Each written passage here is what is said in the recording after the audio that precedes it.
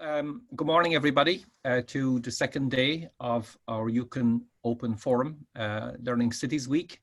And again, just to start the formalities of the day, I'd like our President, Balázs, to very, very briefly welcome everybody. Everybody. On behalf of UCAN and the UCAN leadership, it is an honor for me to greet you around the second event of the first week of UCAN Open Fora.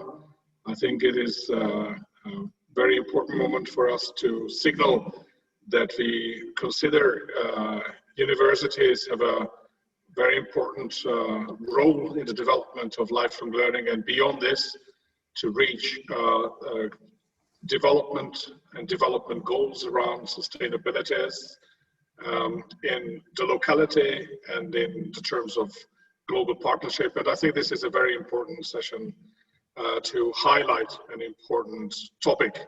And I would like to give back the word to Seamus. Thank you. Thank you very much, Balázs.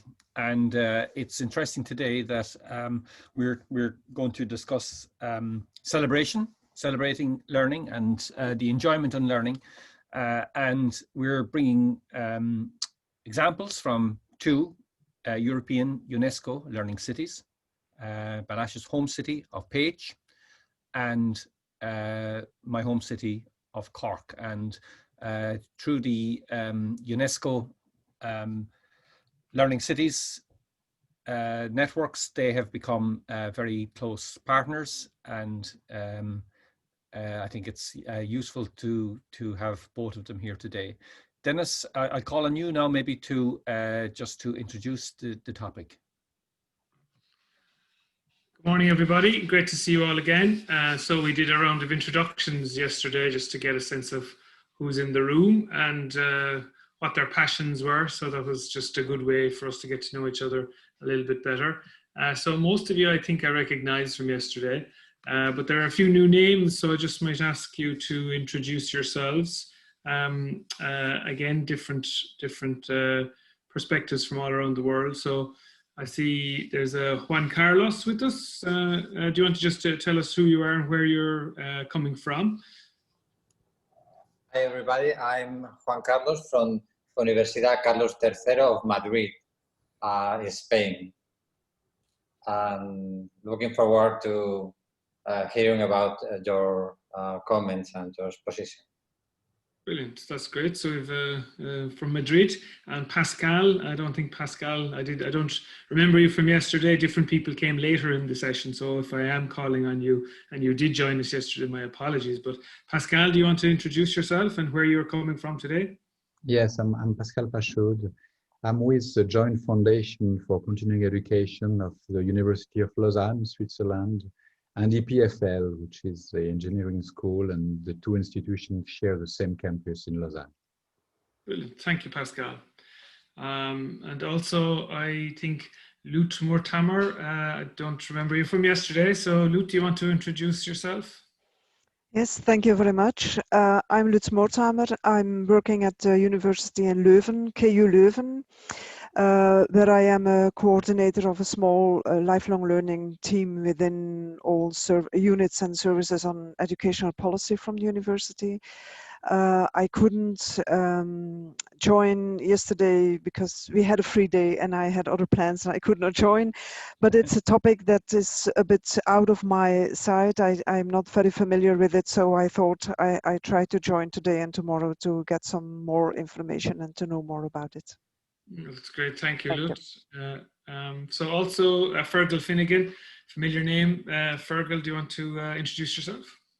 Hi Dennis, how are you doing? I'm from Ireland. I'm from, well, I work in Maynooth University in the Department of Adult and Community Education. One of the students I'm working with in a doctoral program is very interested in learning cities, and I've had the pleasure of being at a couple of UCAN events before. So I just wanted to, I'm really sort of trying to learn about what's going on with learning cities. I've heard from Seamus before, but yeah, so that's what I'm participating this week in these events. Thanks very much, Dennis. Cheers. Thanks, Fergal. Lovely.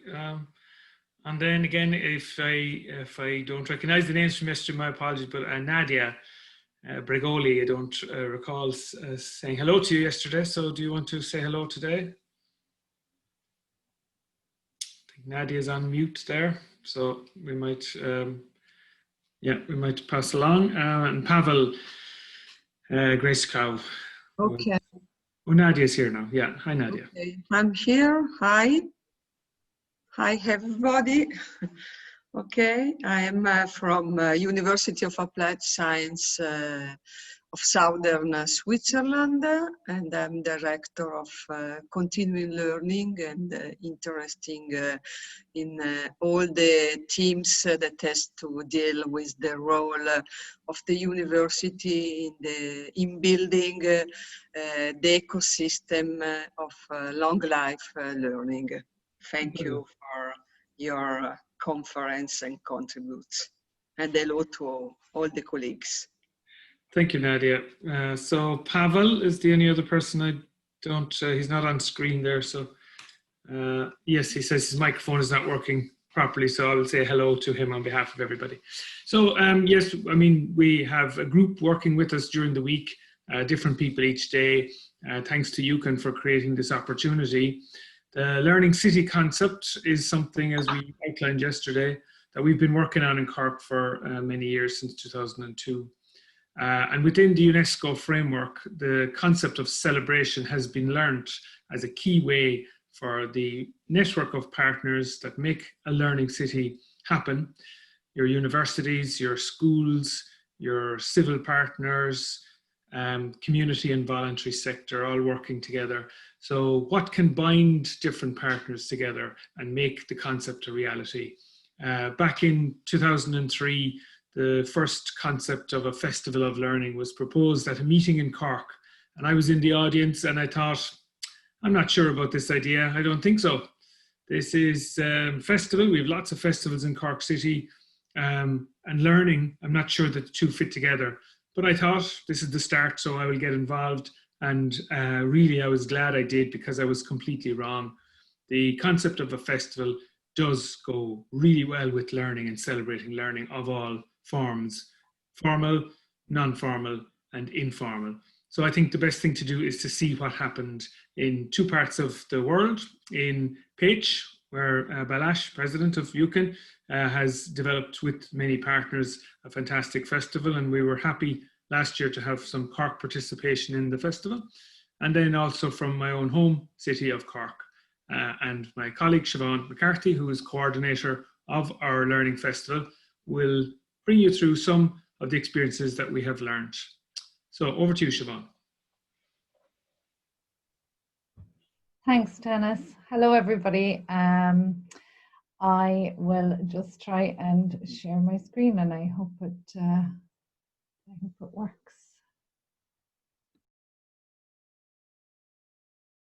Now, so welcome to Cork. Those of you who were here yesterday will know that Cork is in the south of Ireland. It is Ireland's second city, and it's a population of 210,000 after a recent boundary extension. Cork typically hosts around 35,000 third level students during normal times, and about 3,000 international students come and stay in Cork. We have been awarded a UNESCO Learning City Award in 2015, and then Cork was lucky enough to host the third UNESCO International Learning Cities Conference in 2017. So my name is Siubhán McCARTHY. My contact details are up on the screen if anyone wants to get in touch with me after this. I have been the coordinator of the Lifelong Learning Festival for 3 years now. The Lifelong Learning Festival has been running for a lot longer than that in Cork, since 2004 actually. That's a mistake on my slide. 16 years of lifelong learning festivals, and I have been a host in the past, in past places that I've worked. I've hosted lifelong learning events. I have been a participant going to lifelong learning events. So when the role came up as coordinator, I worked for other festivals in the past and sports events, arts groups. And when this festival coordinator role came up, I jumped at it because I love the Lifelong Learning Festival. I think it's a really, really great way to communicate with the citizens of a city what lifelong learning is. And here's a little video, a flavour of Cork in 2019.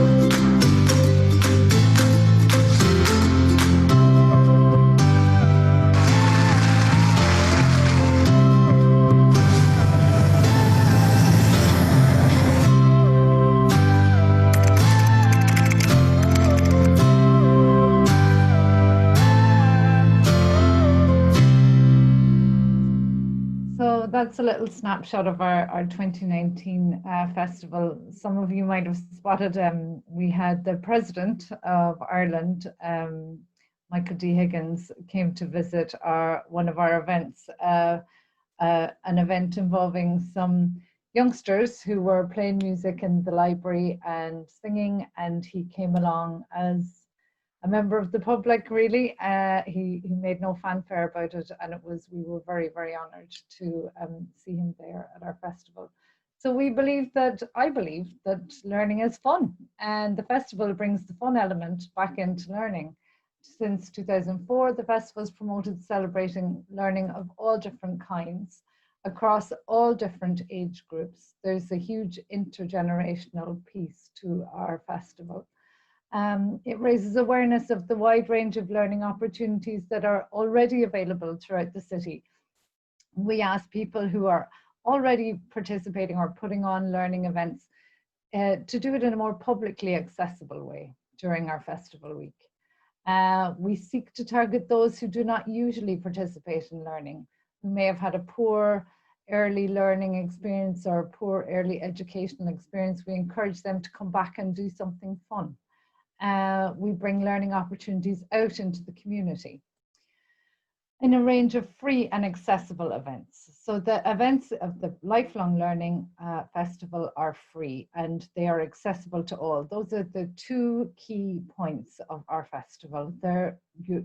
There's nothing else required, really, of a learning provider other than that they ensure that there's some learning in their event and that the event is free and it's accessible to all. Since its inception, the festival has promoted integration and inclusiveness. And Cork is a city of sanctuary, and we always focus on inclusiveness in our work. So in 2019, we had 560 individual events as part of the Cork Lifelong Learning Festival. In 2020, sadly, our events were curtailed because of COVID, but in 2019, we'd seen a 34% increase on events from the previous year, 2018. And I did say we started in 2004, And back then, for the first Lifelong Learning Festival, there were just 54 events. In 2019, our estimated attendance, we did a survey of our venues and a multiplier of that, and our estimated attendance, there is some overlap. Some people go to lots of different events, was around 20,000 people over 8 days. This is just a quick grab this morning from our index in 2019, that you have an idea of the depth and breadth that the learning covers through the festival. So this is from the back of the program itself. I just pulled out a piece of it to show you everything from barbering to pottery, statistics to addiction is covered. There's some learning there there's something there that appeals to every interest, really. We're not alone on the island of Ireland in putting on lifelong learning festivals. Our colleagues up the road in Limerick, which is our nearest large city, have also embraced the concept of lifelong learning festival, and they have been running their own festival for, I think, about 6 years now. And there are 5 learning cities throughout the island of Ireland. Belfast has also created its own festival. Each festival has a different flavour. Here's a little picture of what Dublin, they've had a lifelong learning festival event as well. And our colleagues in Derry this year were the first to put on a virtual learning festival on the 1st and 2nd of July 2020. So as we travel on into this COVID time that we're in, we're all considering where we're going to go with our festivals, and it's great to have that network of people, of coordinators. We're all leaning on each other and working together. Other parts of the lifelong learning work, the Cork Learning City work, are the learning factories. So you can see here, there's a picture of a tour of the ESB hydroelectric dam on the River Lee in Cork, and that is one of our most popular festival events every year. We have lots and lots of people who want to attend, and I've just indicated via logos some of the other learning factories who've interacted with us over the years. We typically have a learning workplace breakfast as part of Cork Learning Cities Day, which happens in September. The festival happens in the springtime, and then in September, as I said, Learning Cities Day. The learning neighbourhoods throughout Cork, which are the different, Seamus spoke to that yesterday, there's 6 neighbourhoods throughout the city who have all embraced learning in their own areas and seek to promote it amongst their neighbourhood itself and be out wider into the city. This is a neighbourhood event that moved itself online. For the Limerick Lifelong Learning Festival, they have introduced learning neighbourhoods in Limerick, and they invited their Cork counterparts to come on, and this was and have a chat and reflect on how the neighbourhoods were working. This was a fun piece they did at the end where everybody designed their own hat. I think they were having some sort of a fancy hat competition. Cork Learning City Day is at the end of September, and now we used Cork Learning City Day this year to start to explore new ways to celebrate learning. So there was the webinar, as I mentioned earlier, with the neighbourhoods. We also introduced the Cork Learning City Awards, and the first group were awarded the Cork Learning City Awards. It was a group of youngsters from Cork Migrant Centre who had taken it upon themselves to create a webinar around racism and their experiences of racism. And they did huge work and planning and engaging really everybody with this subject and speaking to it in a very open and honest way. And then Cork Learning City was also key in work around the Lord Mayor's Youth Challenge Awards, which was a way of engaging youngsters over the summer when we had lockdown and restrictions over COVID. It was 20 online, young people were invited to do 20 online challenges, and then were awarded, those who completed all 20 were awarded a medal by the Lord Mayor of Cork. So two different ways of celebrating learning. In September, we also kept working on our network work. Cork is very proud of the networks that it's involved in, and we have a special connection with Lowell, and there was a project that was in progress to be launched as part of our Lifelong Learning Festival for 2020, which didn't happen during the festival because the festival didn't happen. So that happened at the end of September, and we had a virtual event connecting Cork and Lowell. I'm just going to play a little video now from UNESCO, which is about the role of celebration in promoting lifelong learning.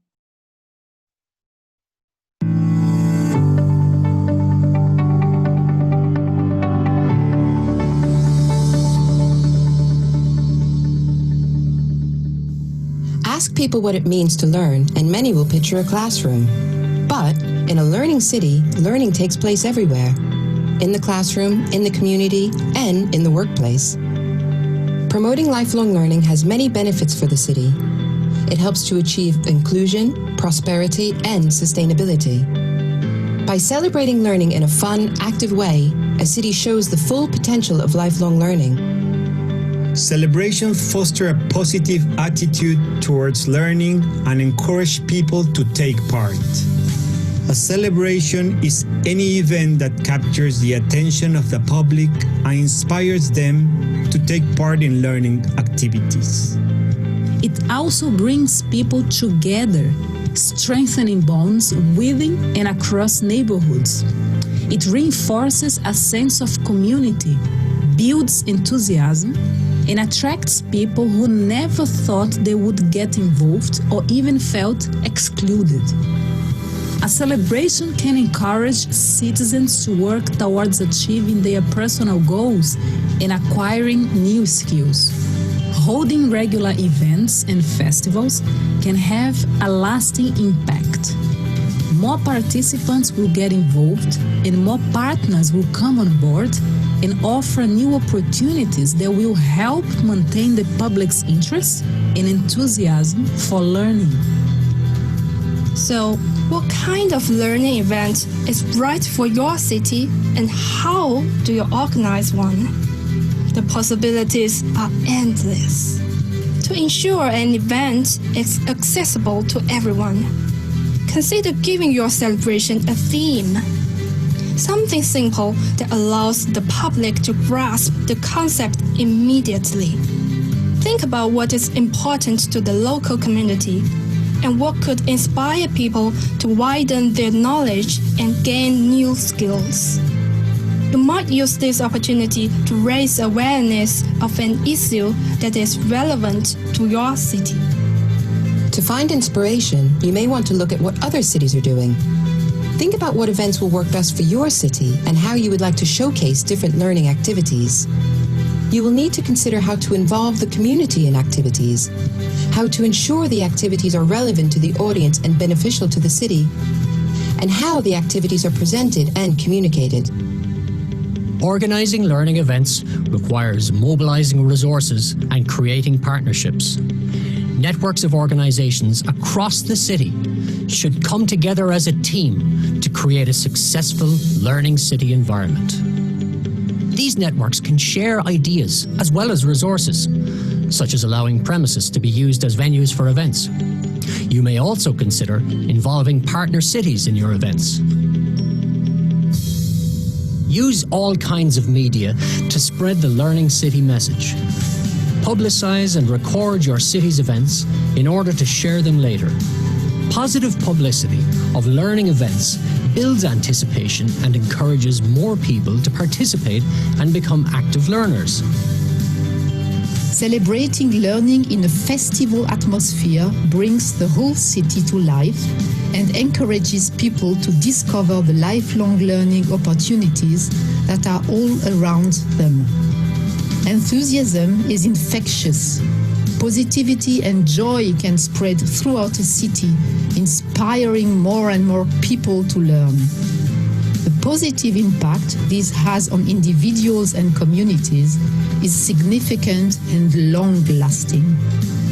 Discover how embracing lifelong learning and enabling individuals to broaden or acquire new skills can benefit your city now and long into the future. Click on the link to find out how cities just like yours celebrate learning within their communities.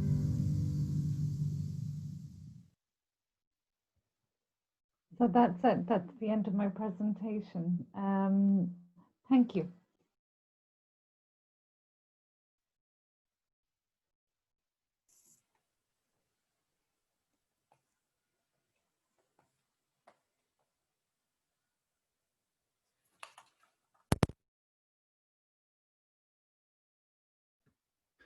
You're still on mute, Dennis. Oh, thank you. Yeah, I was still looking at the screen of the video, so I didn't see my my icon. Thanks, Siubhán. There's a nice few smiles and claps on the screen, which is a good way to finish a presentation, which reflects on the powerful, positive effect when you do have a way to bring different people and different learning experiences together. So that's the Cork experience. So we know Paige has been very active also in taking this concept and really using it in its own way. And we're really interested now to hear from Carmel BERENDI to bring us the Paige experience. So Carmel, over to you. Thank you.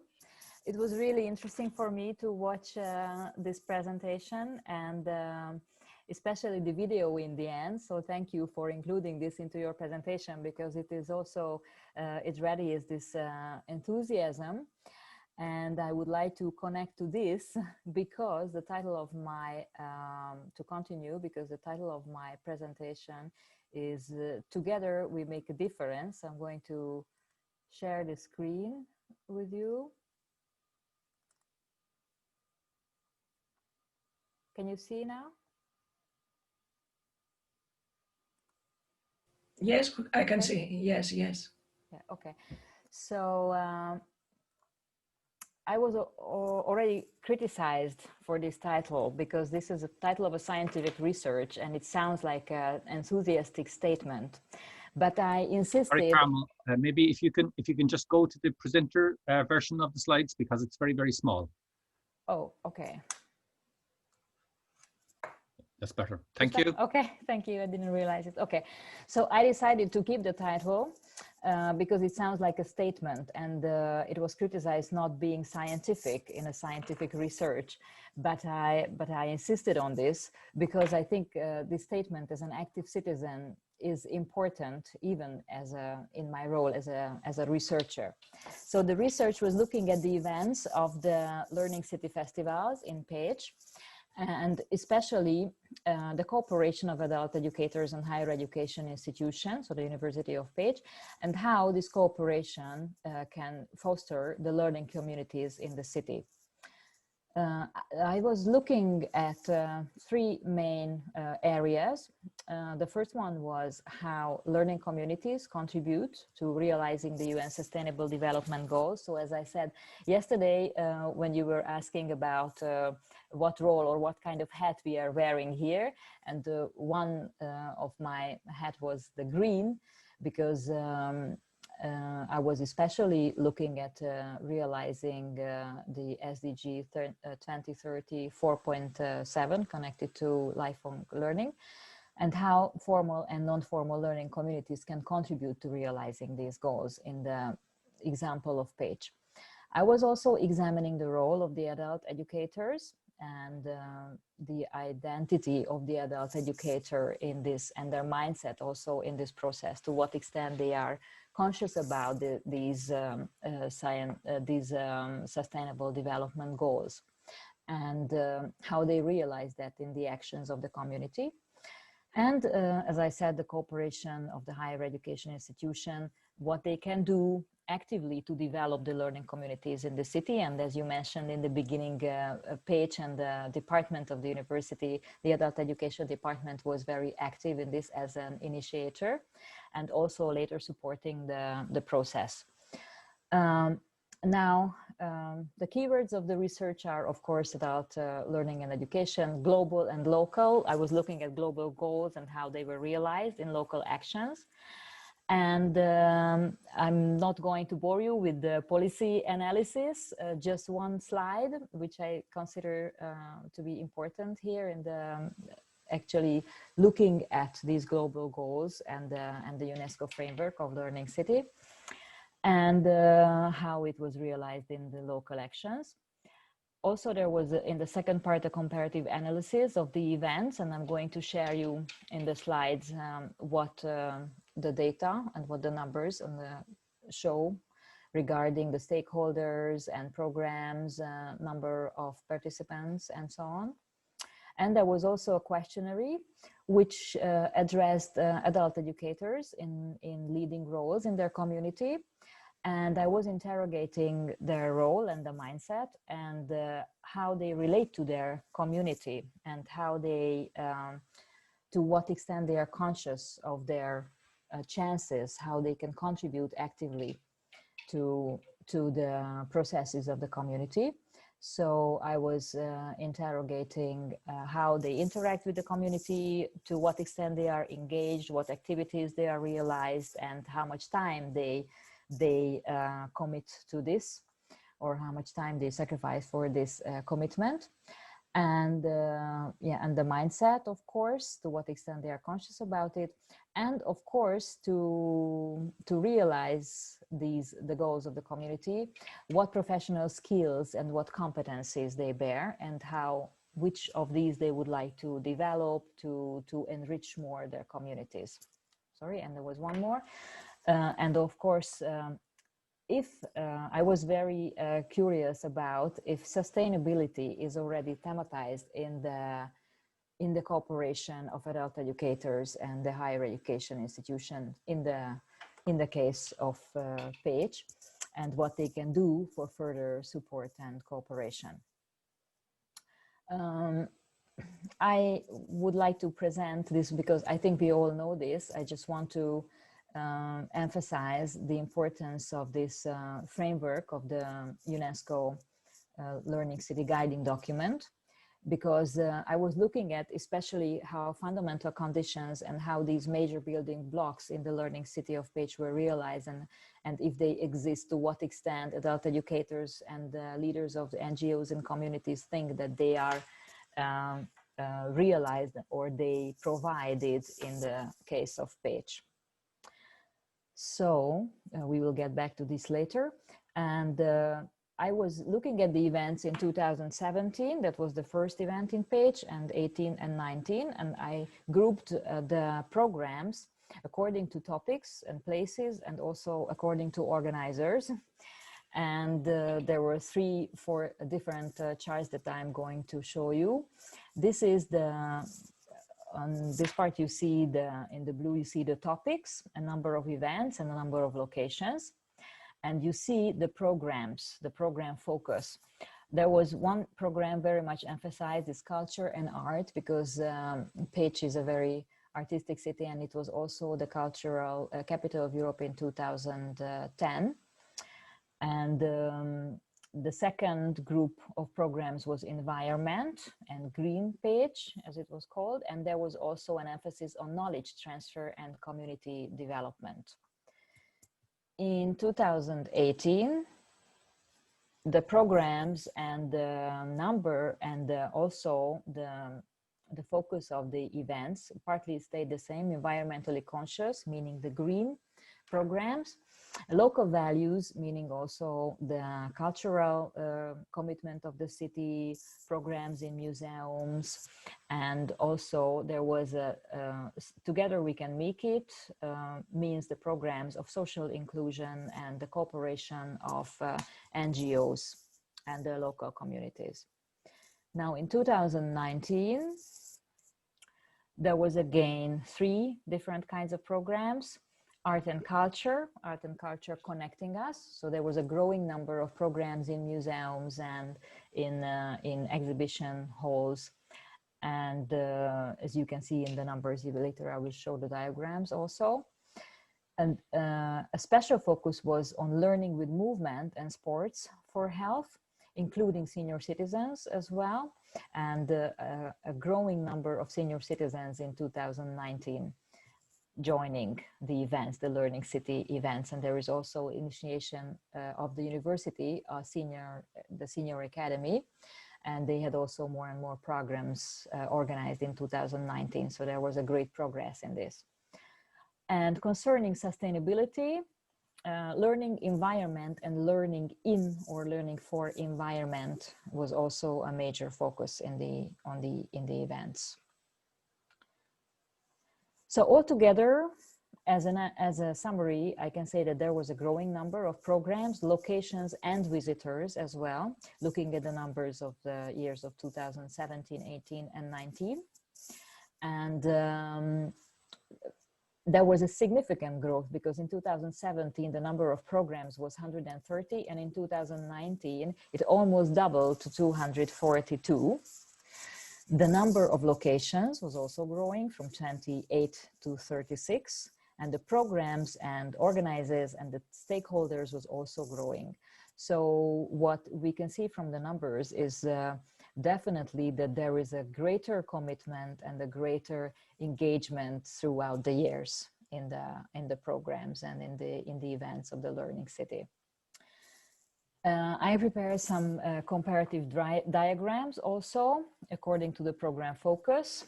And here you can see that culture and art was in each year in 17, 18, and 19 the most important focus and a most important factor. And we are very glad to examine that the environment and the sustainability focused programs were also growing significantly from 2017 and almost double to 2019. Now you may ask why I don't have the 2020 data, because it did happen, the festival, even in COVID situation in 2020, in the end of September, again, a 3-day program, but I have not prepared the analysis of the programs yet, so I'm going to include that later. What is interesting and I would like to highlight is the stakeholders and stakeholder participation. In 2017, it is the blue number, it is the color blue where you see the NGOs. So also, again, in the number of stakeholders from 2018 and 2019, it is a growing number. There's a growing number that we can examine of NGOs. And also cultural institutions. And there was an unfortunate decline, and this is also why I partly addressed in my research that the participation of the University of Pécs has declined a bit in 2019, and it was unfortunately the same in 2020, but we will get back to this later. Now, concerning the role of the adult educators, what they need from and the cooperation with the university and the local authorities, they say they would need more empowerment and more support from government and local authorities. And when I heard that the president of Ireland opened, as you said, your festival, I was really inspired, but I think in Hungary it is still in the dream category that our president would open such a festival, but we don't know. We'll have to do some more active contribution to that he would realize the importance, and we should definitely raise more awareness of the importance of a learning city.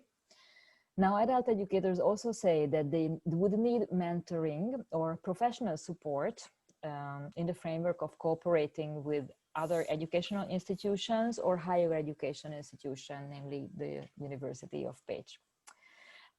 In this diagrams, or in the I was interviewing them in qualitative research interviews, and what do they wish for their learning communities to be more effective.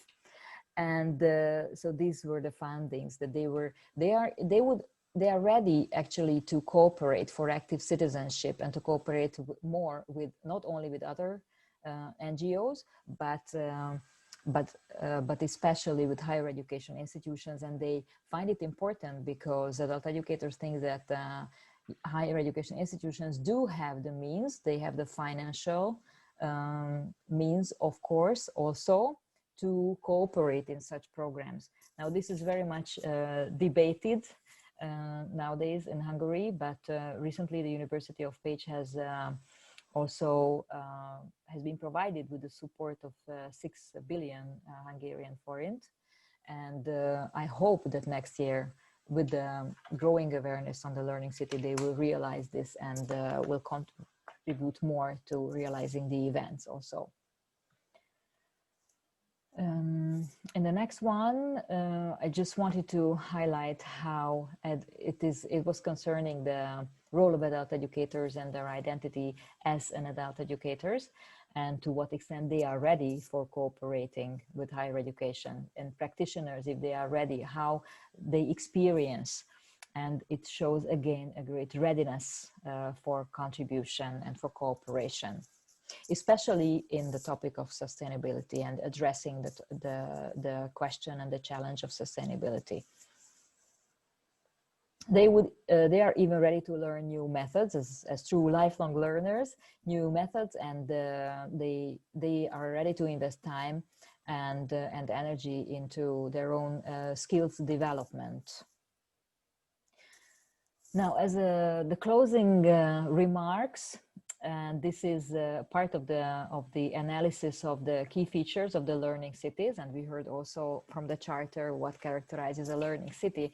And I recently had an interview, but it's not ready yet for publishing. But the basic findings of this interview with the organizers, which are leaders and members of NGOs in Pécs.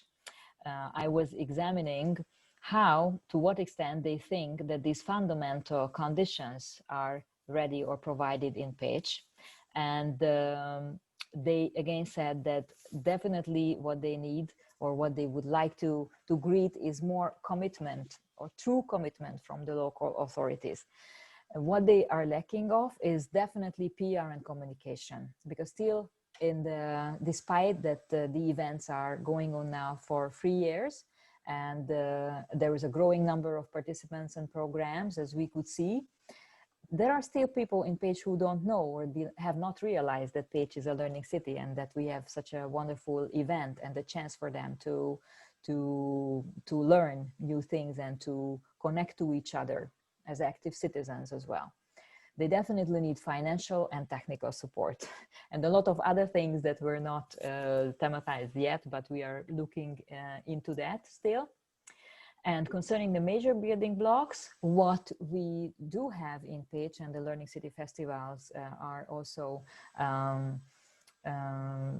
showing that inclusive learning is, there is an emphasis in the university, also a PhD program on inclusive learning and inclusive education. So Pécs is very strong, the Department of Education is very strong in that, concerning local Roma community and minorities. And there are a lot of community schools, and they do develop and they do take part in the Learning City events. So we can say that there is an enhanced quality and excellence in learning. Now, there is also an important point of internationalization from the university, and they put a lot of emphasis and they want to develop this internationalization in the future, inviting also because of the English language degree programs. So this would be still a way to develop and an area to develop the Learning City, to connect to those students arriving from abroad. And so unfortunately, so far we have not had English language programs, which is a disadvantage, but I think in the future we need to develop that part of the programs. And also there would be an extended use of modern learning technologies, which is not there, unfortunately. In some of the museums and the stakeholders which were taking part in the events, they have these learning technologies.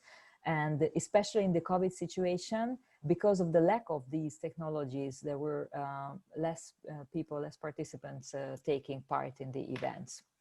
And only together with all these major building blocks and with the development of these in the actions of Pécs, we could see, or we could reach the state that we can have a revitalized learning also in families and communities. And the vibrant culture of learning throughout life would really exist as a long-lasting feature in the learning city of Pécs. And concerning the call of this session, Celebrating Learning Together, just to briefly summarize the findings of the research concerning the growing number of NGOs and associations and local authorities and the cultural institutions and the higher education and especially the faculties of Pécs. I would like to highlight that there is now a new initiative from the Civic House of Civic Communities for the cooperation with the university and also from the university with the city together, raising awareness on the Learning City events.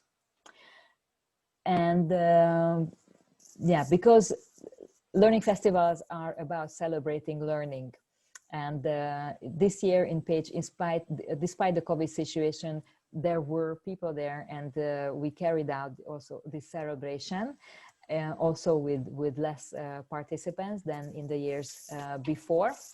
But still we had this enthusiasm, and also we have the work and the energy to continue this work for the future. And just one remark, which is also, I think, a good reason to celebrate.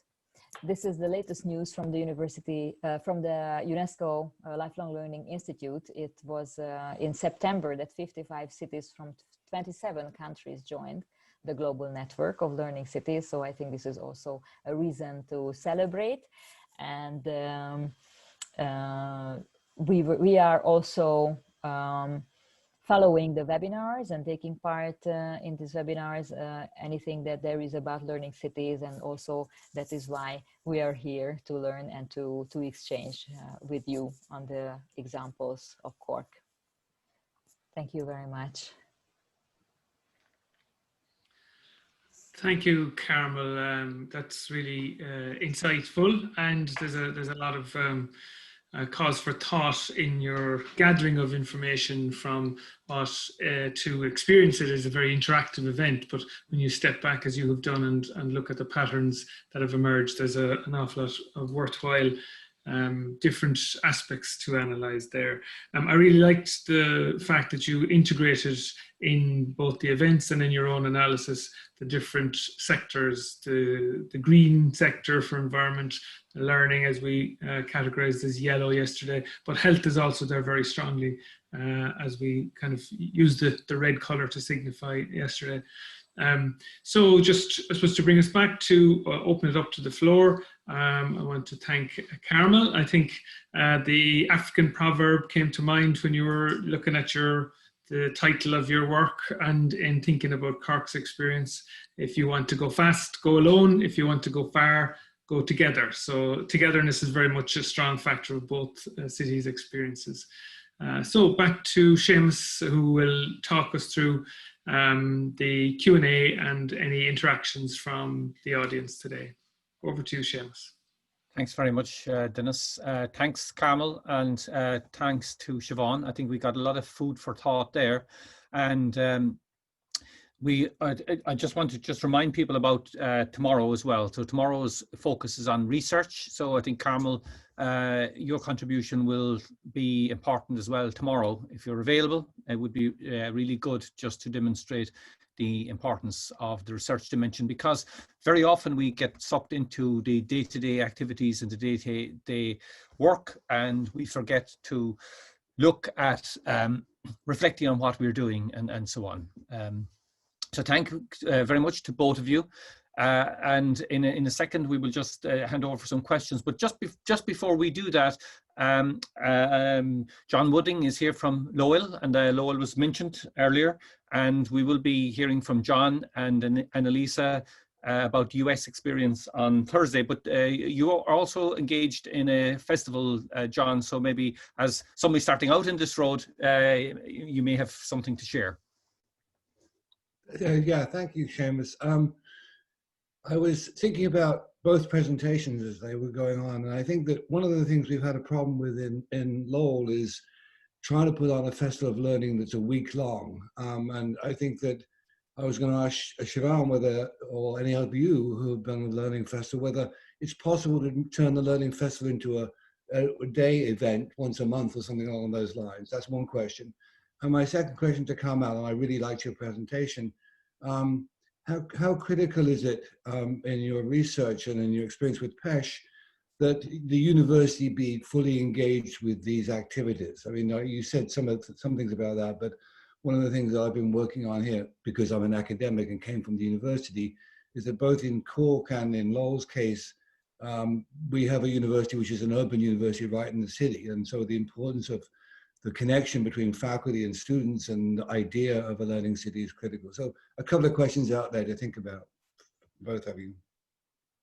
Thanks very much, John. And before I pass on that question, there is one other question in the chat, I think, which could sort of go with it in a sense, and we could maybe address both, because one question is around the cost of running a festival, you know, so that maybe we can just look at both of those questions together. Siubhán and Carmel, do you want to respond?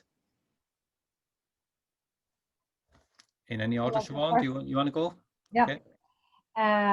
So thanks for your question, John. I think that I know exactly what you're saying about trying to fill a week with festival events. I suppose the Lifelong Learning Festival is a different format to any festival I've worked on before, in that really my role is purely as a coordinator.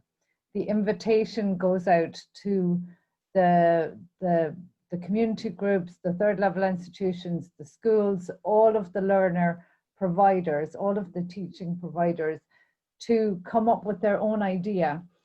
You know, it might be a community group coming together to celebrate a creative project they've done, or it might be a community garden bringing people in to show them how the volunteers contribute to their garden. Those events may not all fit neatly into a week.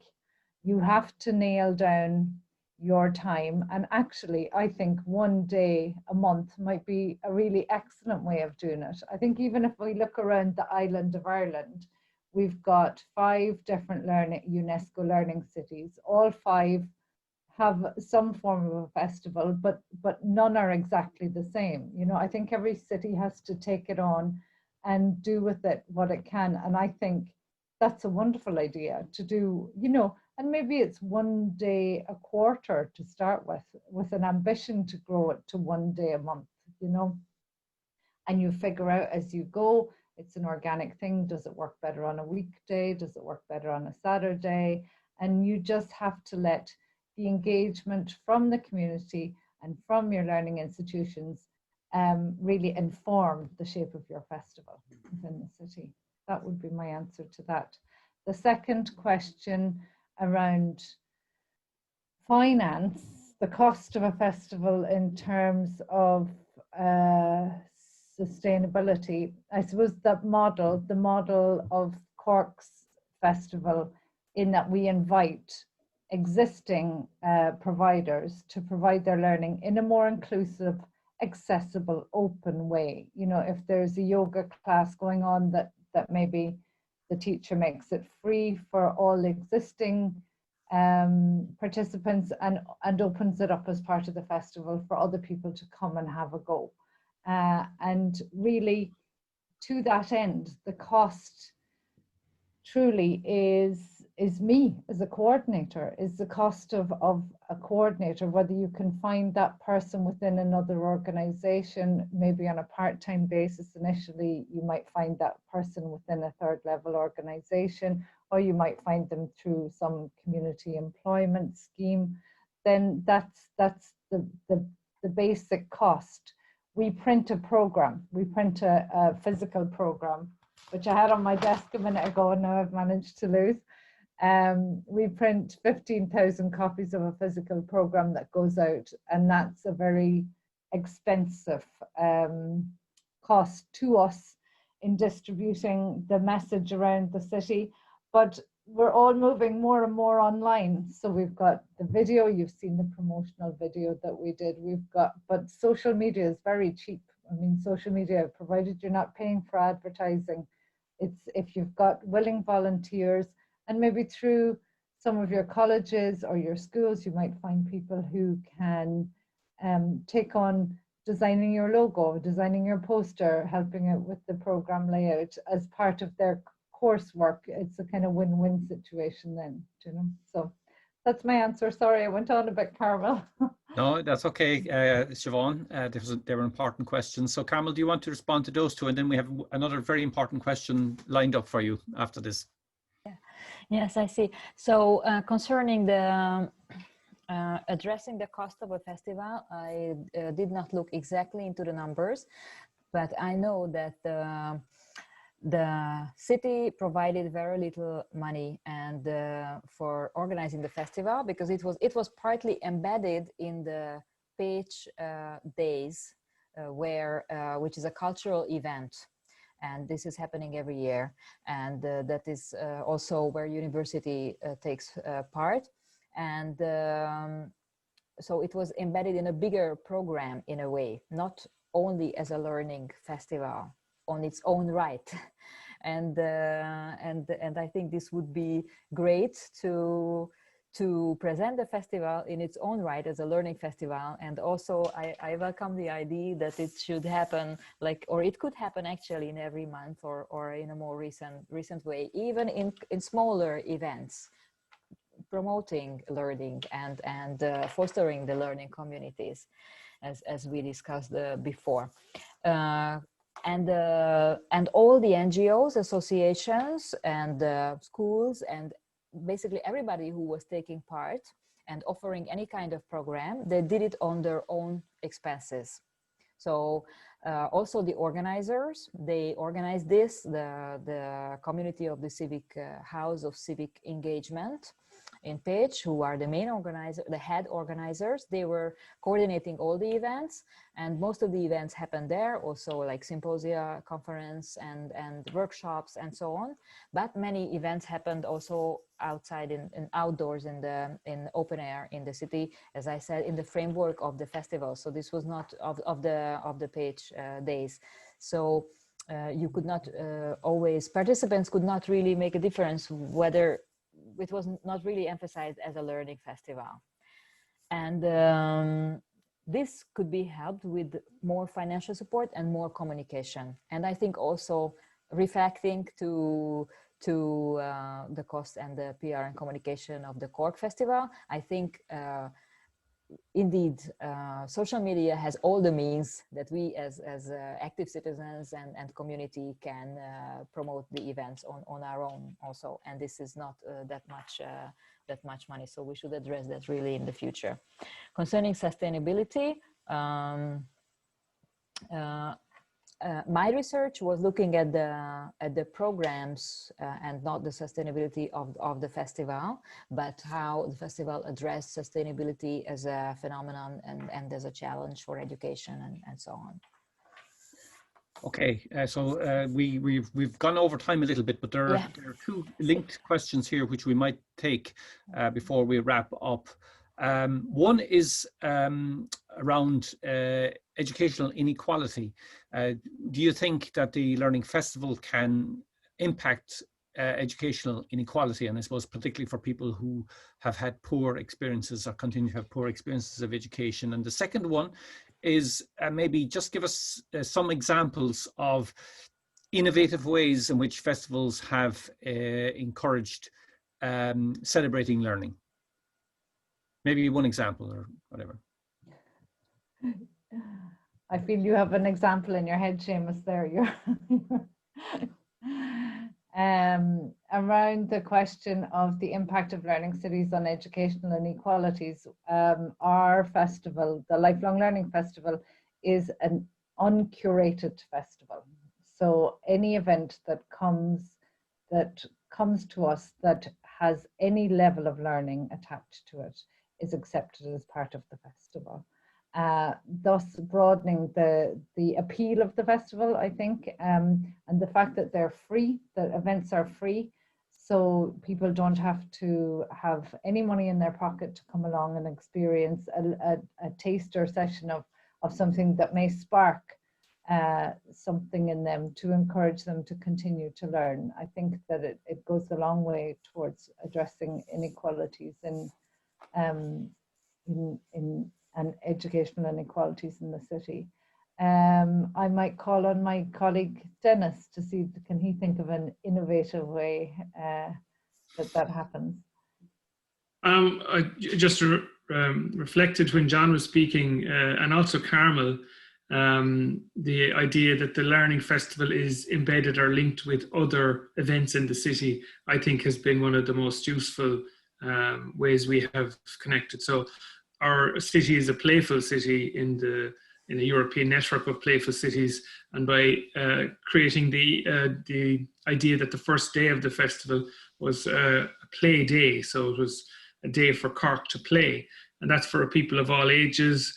And by integrating the two concepts, I think we both win. You know, the idea of if one person shares an idea with another, then there are three ideas. And John, I think you might also have a good example in Earth Day, which had been a very strong feature of Lowell's way of celebrating learning by connecting with Earth Day in May. I don't know, do you want to briefly explain that? But that's I think one of the most ways to multiply the energy around the learning, and it also brings in the integration aspect.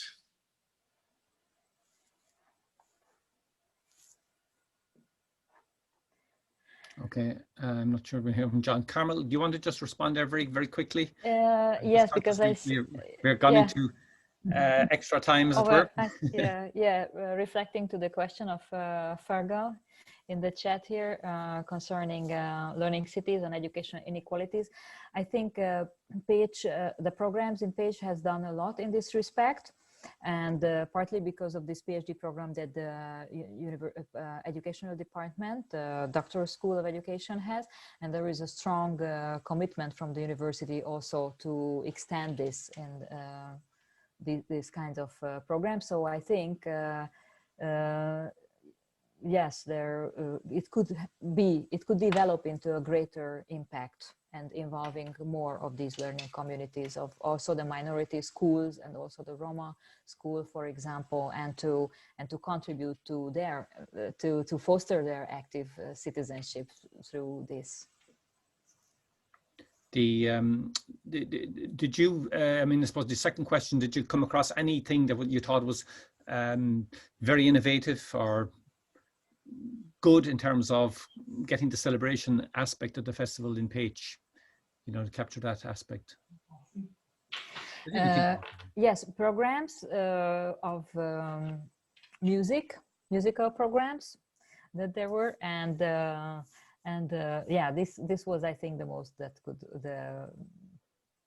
that belong here as an innovation, and also for celebrating. Okay. That express the most of the aspect of celebration of the festival.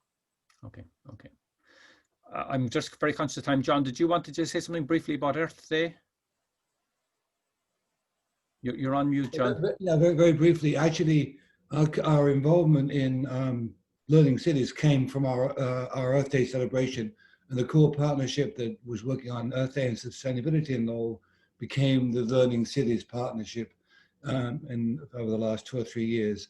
And secondly, we started out by trying to build on the many festival events that were already going on in Lowell. So we have a very well-known folk festival, the largest folk festival in the United States, in July. And so we sort of took learning around music and folk life based on that moment. So it was a way of thinking about it. But I won't go on because people are tired. Yeah, okay. Thanks, John. And we'll have a chance to hear more about the Lowell experience on Thursday.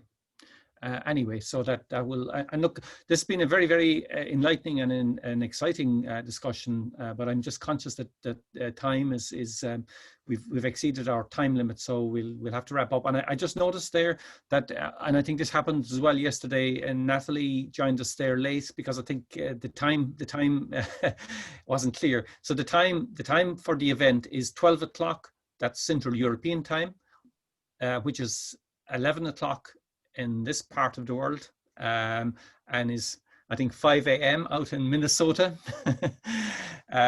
So just to remind people of that. And tomorrow's session is going to be around research, and we're going to have our colleagues from ULL assisting us tomorrow, and we'll also have Mary Mahoney from Wolverhampton joining us to give some insights there. And on Thursday, we continue the theme with looking at the US experience in terms of engagement. I think we need to wrap up there. Thanks everyone for participating again this morning. It's been a very, very jam-packed hour. We realized we could go on for a lot longer than an hour, but it was good. We had a good range of people attending, and thank you all for being part of the UCAN Open Forum. It's the first time that UCAN has experimented with this particular model, and day 2, I can say from the first 2 days it's been a great success. And let's hope that the conversation continues, not just this week, but in the coming weeks as well, when we move to a number of other themes. So hopefully see you all again tomorrow, and we will continue our discussion and our debates. And tomorrow we'll be looking at research and how we can connect research with the Learning City projects, which I think is really important in terms of gathering evidence and reflecting on what we're doing and analysing what we're doing to improve and, I suppose, spread best practice as well. Especially thank you to Carmel and Siubhán today for their presentations. I think they were very different presentations that gave us a lot of very different kinds of insights into the whole idea of celebrating and the idea of learning festivals. Thank you all. See you tomorrow. Thank you. See you tomorrow.